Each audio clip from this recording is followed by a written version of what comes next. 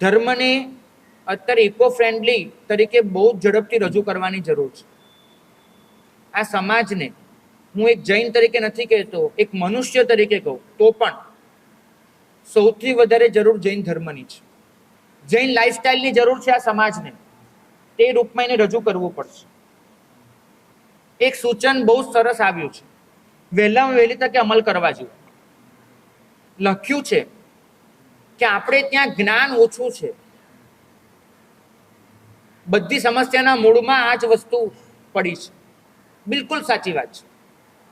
જૈનો પાસે ખરેખર પૂરતું જ્ઞાન નથી. બે જાતની પ્રજા છે જૈનોમાં. એક પ્રજા એવી છે જેને ક્યારે પણ એ સમજવાનો પ્રયત્ન નથી કર્યો કે આપણે જે કરીએ છીએ શા માટે કરીએ છીએ. બસ એને કહેવામાં આવ્યું અને કરતા ગયા.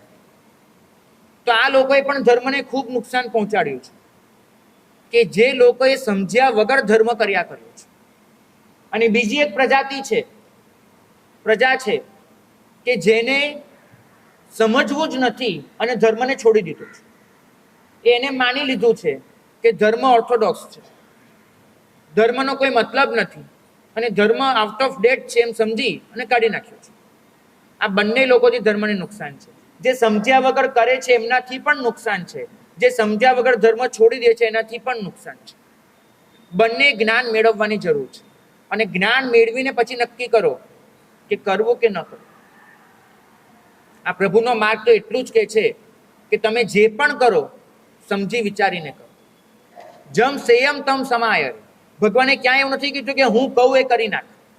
પ્રભુએ એટલું જ ફરમાવ્યું કે હું તને જે કહું એમાંથી તને જે સાચું લાગે એ કર.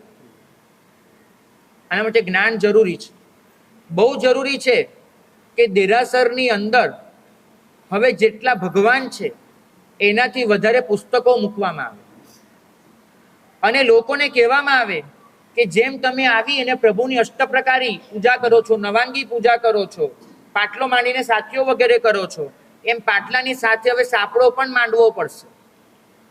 અને પાટલા પર જેમ સિદ્ધશિલા વધુ કરીને ચૈત્યવંદન કરો છો એમ સાપડો મૂકીને 2 મિનિટ, 5 મિનિટ, 10 મિનિટ તમારે કોઈ સારું પુસ્તક વાંચવું પણ પડશે.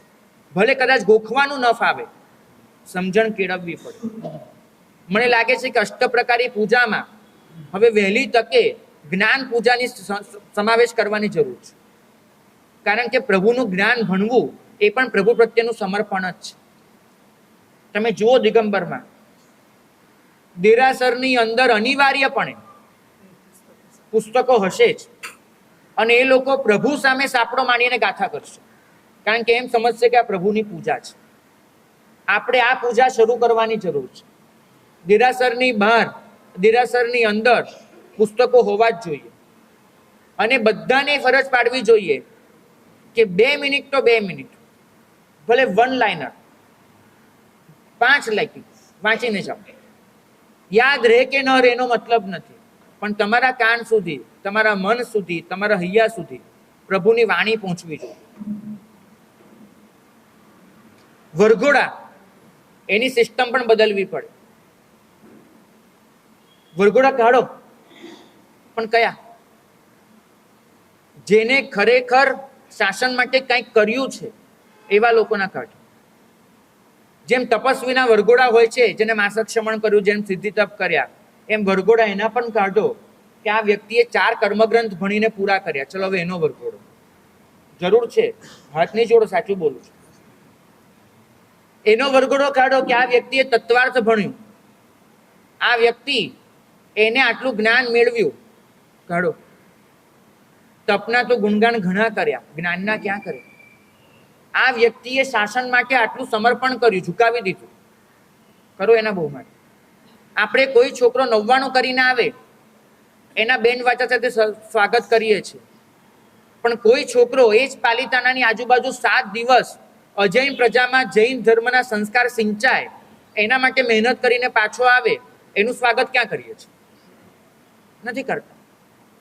અહીંયા એ મહિમા ચોક્કસ છે કે તમે અંતરિક્ષ જઈને અઠ્ઠમ કરો, પણ અહીંયા એનો મહિમા નથી કે ભાઈ તમે અંતરિક્ષજી માટે થઈને 3 દિવસની સેવા આપો. એનો મહિમા નથી. પ્રકારો બદલવા પડશે. નક્કી કરવું પડશે કે પ્રાયોરિટી શું છે. અમને એક આચાર્ય ભગવાનને વંદન કરવા ગયો હતો. મને એમને કહ્યું, મને કે જૈનોને હંમેશા એક લિસ્ટ બનાવવાની તકલીફ પડે છે. એ લોકોને એ સમજાય છે કે શું કરવા જેવું છે, પણ એ નથી સમજાતું કે પ્રાયોરિટી કઈ છે ને ઇમરજન્સી કઈ છે. પ્રાયોરિટી એટલે અગ્રિમતા, તમારે પહેલા શું કરવા જેવું છે, ને ઇમરજન્સી એટલે આ કર્યા વગર હવે નહીં જ ચાલે, તો આપણે નક્કી નથી કરી શકતા. પહેલા તો એ બનાવવું પડશે શું પ્રાયોરિટી છે, શું ઇમરજન્સી છે.